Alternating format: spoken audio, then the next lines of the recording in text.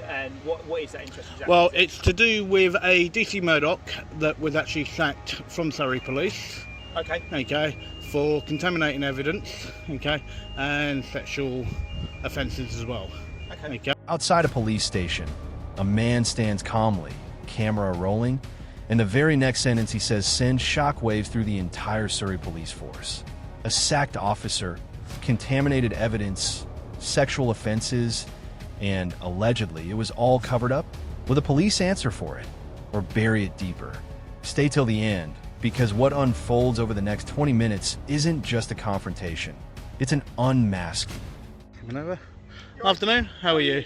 Not too bad. You can stand a distance away from you so I don't have to wear a mask. Yep, that's fine. That's not a problem. Only reason I popped up, mate, there's no issue with you filming, you're in a public place. Yep. Obviously, it is a sensitive location, it's a police station, Yep. as you can probably appreciate. Yep. Can I just ask what the reason for filming is today? Well, first of all, would you mind identifying yourself first? PC Soper for Surrey Police. And your collar number? 40894. No worries. Yeah, so what's your reason for filming? For public interest. Public interest, Yep. okay. And what is that interest exactly? Well, it's to do with a DC Murdoch that was actually sacked from Surrey Police. Okay. For contaminating evidence, and sexual offences as well. Okay. That were committed towards the end of last year, and literally where he's been given the sack, and just to see whether or not, I know the worst thing that serving officers hate, is somebody that is serving, to commit crimes like that. And there's nothing worse than a bank copper, and literally I know serving good coppers literally do hate that. And literally just to see if anyone's got any response on that. Okay, so yeah, all good. Unfortunately, you're unlikely to get a response from any police officers, especially in uniform, especially on camera up here. Because obviously we would be impartial in everything that we do. Yep. Obviously, if there had been any investigation into somebody, I'm not aware of the case as such, but had there been any investigation, that would have been handled by the Professional Standards Department. And ordinarily, especially with stuff that's quite sensitive with officers and such, they will put out some sort of public sort of press release or something like that. They put out. I know it's been in the press. It's been in the press. And I know charges were actually filed, but then they were basically... He walks up calm, too calm, and that's exactly what makes this encounter different from the moment it begins. A mask, a polite distance, a friendly hello. On the surface, this looks like just another routine police audit, the kind you've seen 100 times before. But within seconds, the entire tone shifts. This auditor isn't here to test filming rights or provoke a reaction for clout. He drops a name, DC Murdoch, an officer allegedly sacked from Surrey Police for contaminating evidence and committing sexual offenses. A serious, explosive accusation delivered with a completely straight face, right outside a working police station, camera rolling the entire time. No shouting, no aggression, just a calm, deliberate statement that instantly raises the stakes. This is the hook. This is why you're watching. And from second one question hangs heavy in the air.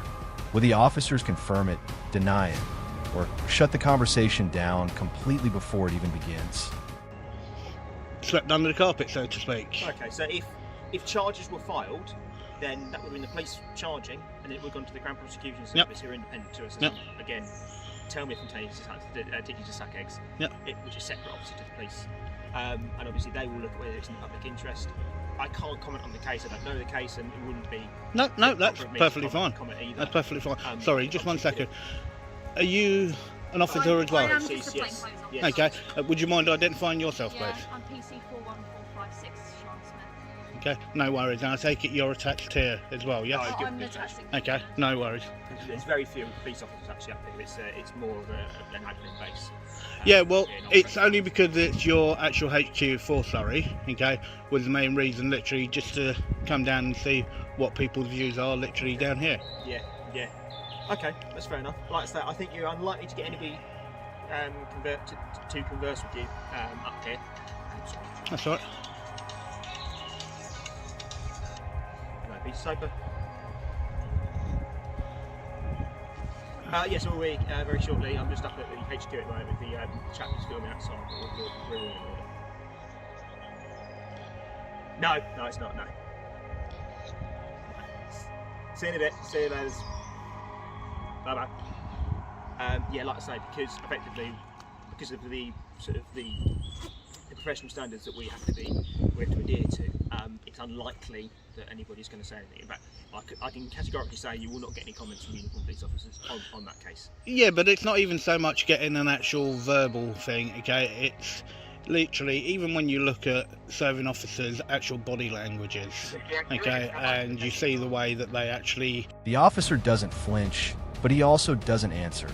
And that silence says almost as much as words would. Instead of confirming or denying anything, he retreats to the safest ground available to any serving officer: impartiality. Professional Standards Department, BIOPC, the textbook response designed to protect the institution without giving anything away. Then, unexpectedly, a second officer steps into frame. PC Sean Smith, calmly identifying himself when asked, adding a second layer of pressure to an already loaded exchange.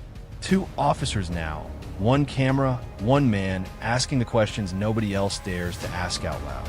And just when the tension starts to settle into something manageable, a phone rings, interrupting everything mid-conversation. A small moment on paper, but a powerful reminder. This isn't scripted, this isn't controlled, and absolutely anything could happen next. When it's actually put to them in the way that they go, because literally they're not happy, okay? And we all do understand that you guys have got one hell of a job to do, okay? And it's like, literally, I'm just here literally just to see if you guys do actually have a response. If not, okay, literally there's a lot of members of the public, okay, that fully support you in every form of way, okay, because you do have a difficult job to do, okay? Yeah. And literally it takes the police and the public to work together, okay, for there to be a stronger society. Yeah, and that is what needs to be done. Yeah. But at this moment in time, a lot of the public believe that literally there is a big divide. There is a big divide, which is a great shame. Yeah.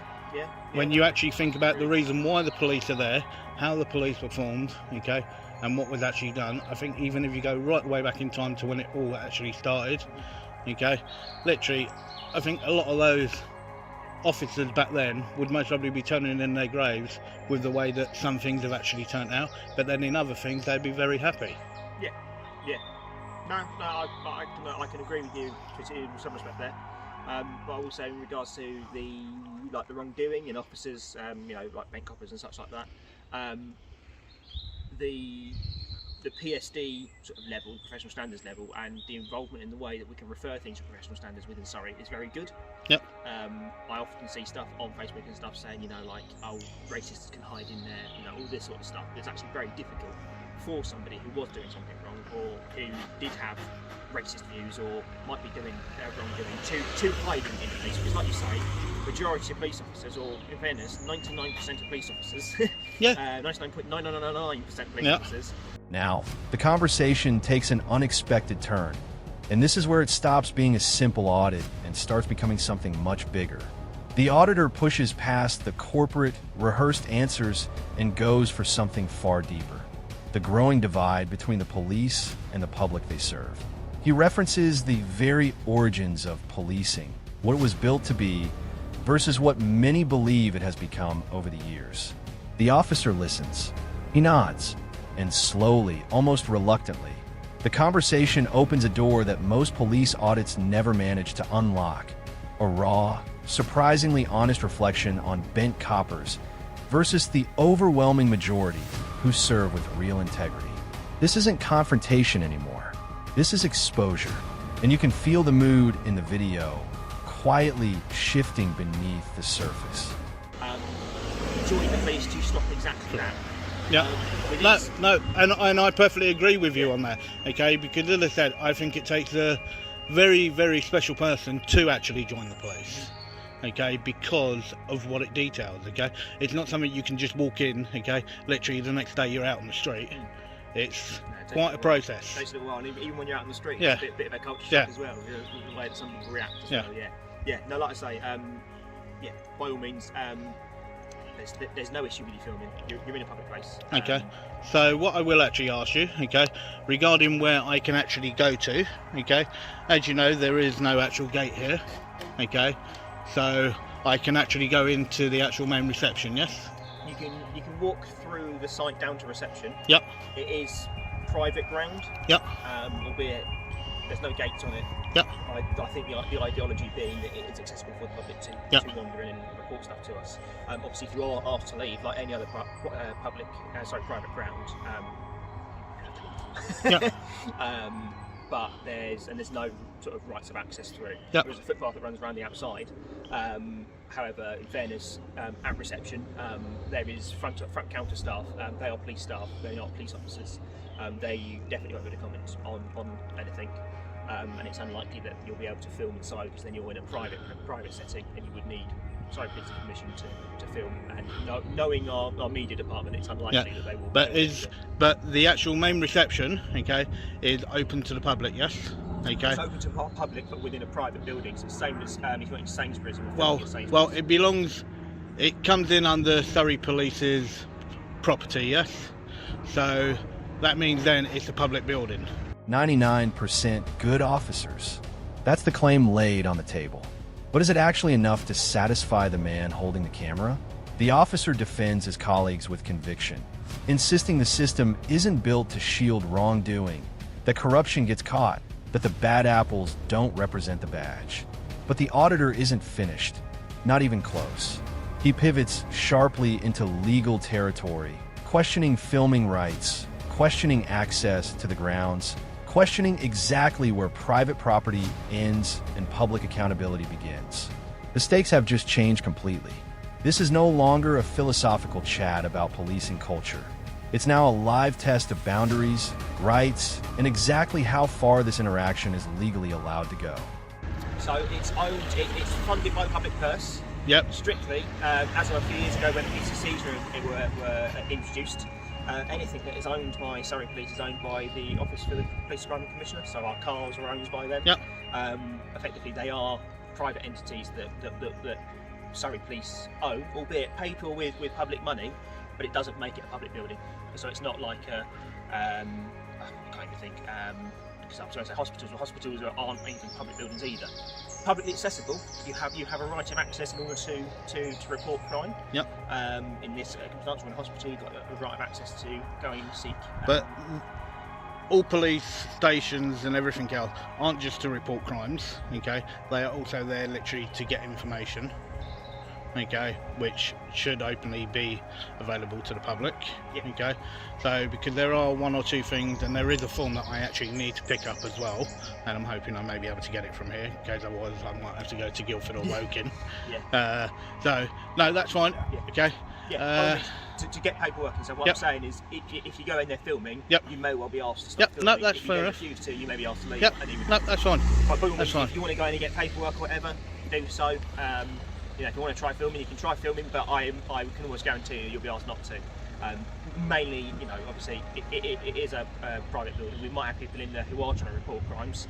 No. This is the thing, okay? When I look at other members of the public, okay, if I do see anyone from the public, okay, actually in there, okay, literally, they will be blotted out. Okay, literally, all what I want to do, okay, is literally exactly what I've done with both of you, okay, is literally just engage with you, ask some questions, and try and see how people feel. Yeah. Here's where the conversation turns into something closer to a legal chess match. Is a police station, funded entirely by public taxpayer money, genuinely a public building, open and accessible the way a park or a street would be? The officer counters with an unexpected comparison. Hospitals, publicly funded, yes, but freely accessible for filming and wandering? Absolutely not. It's a clever deflection, or maybe it's a completely legitimate legal point. Either way, the auditor listens carefully, weighing every single word, calculating his next move, because what happens in the very next few minutes depends entirely on how this gray area gets resolved between them. Okay. Like I say, I think as soon as you go in there with the camera out and start asking questions, they will ask you to stop filming. Okay. And like I say, I would, if that is the case, I would stop filming and get web paperwork you need, or if you ask to leave. Because if you don't leave, you could be removed. But I it would get to that because you're seeing favourites. Oh no. This is the thing, okay? I'm not here to literally get somebody literally being aggressive or anything like that. It's literally, as you've seen, I'm very chilled out, okay? And I think that's the thing. I think so many people literally get uptight about small things, and literally it doesn't need to get that way. Yeah. So, and that's the reason why I waited here until somebody did actually come up to me before actually going in to actually ask where I can go to. Yeah. Because I didn't want to just walk in there. Yeah. Because I didn't think it was right to do so. That's why I waited until somebody actually approached me fair here. enough. Yeah, like I say, so it is reception, it was signposted. Yep. You're free to access in there. I wouldn't stop wondering while the rest of the site. Oh no. As I said, it's only reception is what I want to go to. Yeah. Okay, because I know that you do like all the dog training and everything else here. Okay, so yeah, and as I said, the only thing I need to do is literally go in and pick up a form at reception, and that's it. That's fine. Yeah. So Perfect. Right, so I say thank you very much for your time. Just one quick thing for you, okay? Because I know at this moment in time there's a lot of discussion surrounding to do with the thin blue line on the Union Jack. Yes, this year. Okay, because a lot of people say, and there are a lot of people on Facebook and other social media platforms, okay, that find it highly offensive. Okay, because as you know, it's not part of your issue for uniform. No. Okay. These have been approved. By Okay. Surrey Police. Yeah, but they don't issue with them. No. Okay, and literally because where it doesn't actually. A clear warning is issued. You'll likely be asked to stop filming. But instead of reacting with aggression or pushing back the way so many other audits do, the auditor does something completely unexpected. He explains himself calmly and deliberately. He describes how he deliberately waited outside, refusing to walk into the building uninvited, refusing to escalate a situation that didn't need to escalate. It's a quiet but powerful move that instantly flips the entire dynamic of the conversation in his favor. And just as things start to settle into a comfortable rhythm, he drops the next bombshell topic entirely out of nowhere: the thin blue line patch, a subject that has divided public opinion online for years. And now, it's about to divide this conversation too. She stand out to actually be the country's flag. Okay, and literally, so how do you feel regarding it, and why do you feel that you need to wear it? As in this patch. Yep. So this patch is fundraisers for CASPA. Yep. Which is the Ceremonial Association of Surrey Police. Yep. They are a voluntary organisation within Surrey Police run by an ex-police officer, and it's a memorial type group. They don't receive any central funding, they don't receive anything else.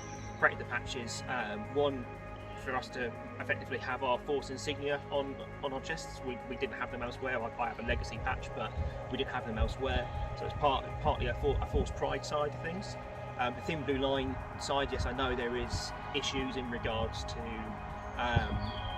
the background in it. However, if you go deep enough into it, it's much contested as to what it means and where it comes from and stuff like that.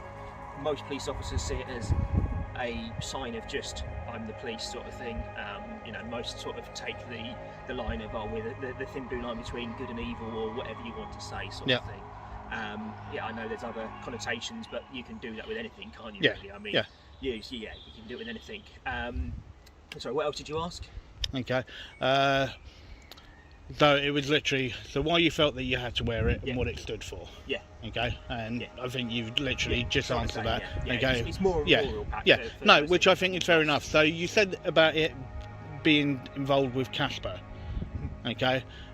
So do they do other different fundraising events during the year? So they fundraise themselves a little bit as well. Like I say, they're quite a small organisation. They do so police funerals and stuff like that. If you look at something like the Get Surrey stuff. This is the most controversial question of the entire video, asked directly to the officer's face with zero hesitation. Why were something that so many members of the public find deeply offensive?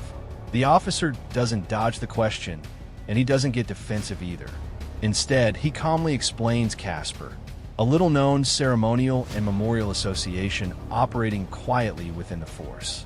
In an instant, what looked like nothing more than a controversial symbol is being completely reframed as something deeply personal, something tied to remembrance, sacrifice, and honoring the fallen. The entire narrative of this video shifts again. Just when you think you know where this is going, it changes direction completely. Stuff where they've done sort of Surrey Police funerals. You'll see the guys all in tunics and such. Yep. Normally will be Casper. They go out every year to under their own on their own funding as well. Generally out their own pocket as well. Out to Belgium. Yep. And do all of the stuff for Okay.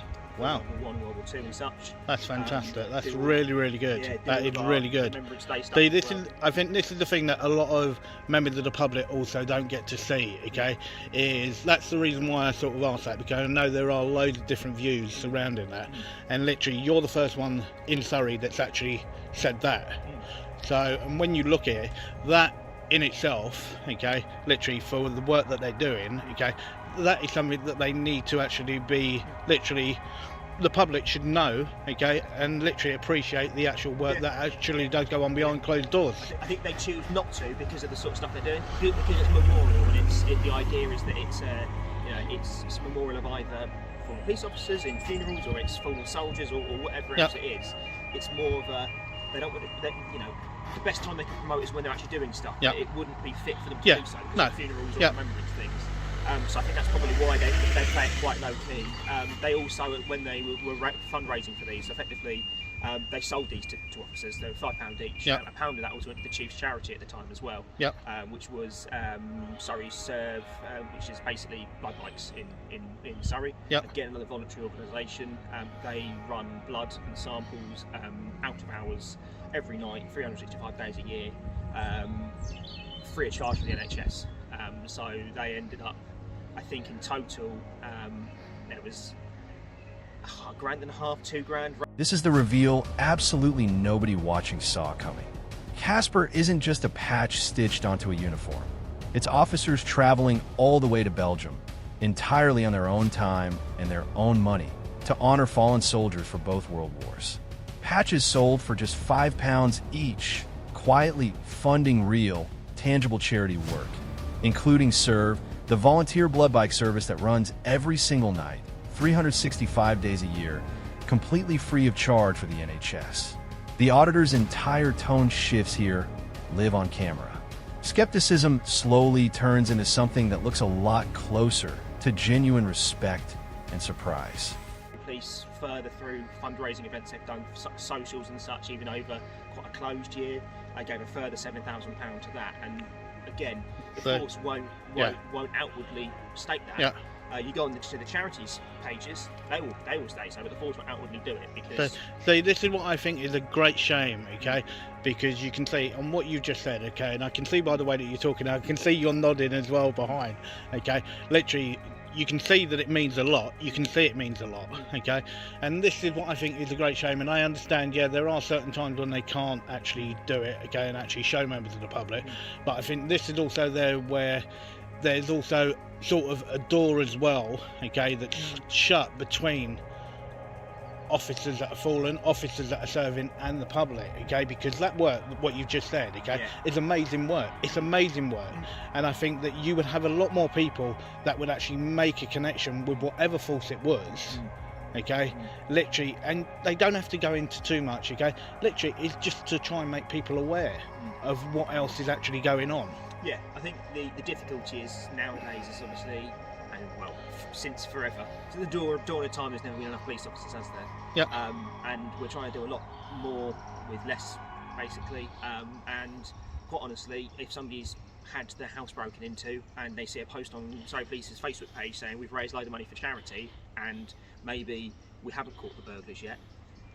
Yeah, but then I think people will actually define. There's a big difference between literally raising money while you're on duty, okay, and then actually turning up, okay, to support an event and raising money. There is a big difference, because even with different things that I know loads of people do up and down the country, right? People do. The numbers land like an absolute gut punch.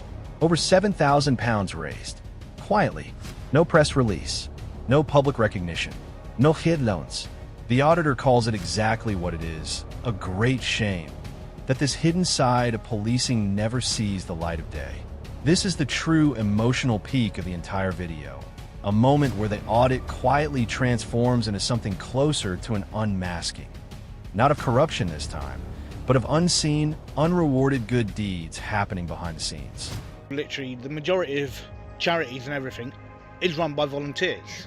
And without volunteers, this country would be absolutely buggered. And it's like, you even take the whole of COVID, okay, even with all the test centres and everything else, what, 50% of volunteers? If not more. Yeah. And they've had a hell of a job to do, a hell of a job to do. And that's what I think that a lot of people don't see, and that's why I think it is a great shame that literally something like this, okay, should, okay, and hopefully with this and what you've actually said, okay, literally it may literally show people that there is a lot more to what you actually do. Now I know I came down here for other reasons, okay, and you sort of told me where you actually stand and where the force may stand on it, but it's really interesting just asking that one question, how much more I've just found out to do with what it does and how it stands. No, police officers will always be happy to have a conversation with people. I think sometimes we're so busy in that, especially from the response front. You know, you can be job to job, and normally you're going into people's lives at the worst point, or you're dealing with people who are in nasty situations. But sometimes actually, you know, that the officers are going just almost, you know, sort of shrouded as they're going to things, and sometimes members of the public like yourself starting those conversations with us is appreciated, because we have conversations like this, and you know, like you said, you came out for a different reason. We've actually had quite a positive interaction in regards but to me, this is how it should be. It's like don't get me wrong, I know there's a lot of people out there, okay, but then there's a lot of people not. That some people do go out there to try and get a reaction, okay, but that's not what I'm about, okay. People don't need to be like that, okay, and literally I believe all interactions. But then, without warning, a hard reality check cuts through the moment. The officer admits something raw and honest. There has never been enough police officers. Not now, not ever, and resources are stretched thinner than most people realize. Public perception, he explains, can be unforgiving. If a house gets burgled while officers are seen out fundraising or supporting a charity event, the backlash writes itself online within hours. The auditor draws a sharp, thoughtful distinction between on-duty effort and off-duty sacrifice. It's arguably the most balanced, most human moment of the entire encounter. Two very different perspectives finally meeting somewhere in the middle. Okay, literally, this is how they should be. Okay, it's nice, chilled, and relaxed, and literally, and the world would be a better place. Yes, exactly. It would be a much better place. Yeah. Treat others as you wish to be treated. Correct. I agree with that. Exactly. Okay. Well, have you got any more questions for me? No, that is everything. That is everything. Lovely. Okay. Can I say thank you very much for your time? Right, I really do appreciate it. That's okay. And thank you very much for the information. That's all right. That's right. Okay. So what's your name? I won't give that if that's okay. Your first name, so I know who I've spoken to. Or where's the video going? Okay. That I haven't decided yet. That I haven't decided yet. Right. Because as I said, there may be things literally that I don't feel is right to actually do anything with anything. And that's why whenever I do something like this, I will literally go over it first, okay? And if I don't think it's appropriate, then I won't put it anywhere. Fair enough. And I think that's where a lot of people can actually go wrong, because they try and put literally everything that they can get on it. And it's like, for me, it's like the interaction that we've actually had, okay, literally has been an absolutely fantastic interaction. And that to me, and hopefully that's how it will go. And hopefully when I walk down to reception, literally, if somebody actually does come up to me, literally, you know, I'm very chilled and very relaxed. No, like, I haven't got any power to require your details, like I say. It really just be so I can say I've spoken to such and such, or something like that. I'm in the week. I spoke to Dave or whatever his name is last week, and he was fine, sort of thing. But like I say, more than welcome to go down to reception. Like I say, if you try to film me and then they ask you to stop, then please do. No, that's fine. But I will let our controller know that you're no threat. No worries. And, yeah, well, it's not like I can run anywhere anyway. Okay, no worries. Walk back out this way as well, because there's a steep hill on the back. I will. No worries, and you take. And then, the ending absolutely nobody saw coming. Mutual respect fills the final exchange. The officer openly admits that honest conversations like this one are rare, refreshing, and genuinely appreciated. The auditor, staying completely true to his method and his principles, refuses to reveal his own name. One last twist of mystery as he calmly walks off toward reception. The very last words, caught on camera, the officer radioing his control room, no threat. Calm, controlled, complete. What began as a serious corruption accusation ends as one of the most unexpectedly human, unexpectedly emotional exchanges ever caught on a police audit camera. And that dramatic contrast, from confrontation to genuine connection, is exactly why this encounter deserves to be watched, shared, and remembered until the very last second.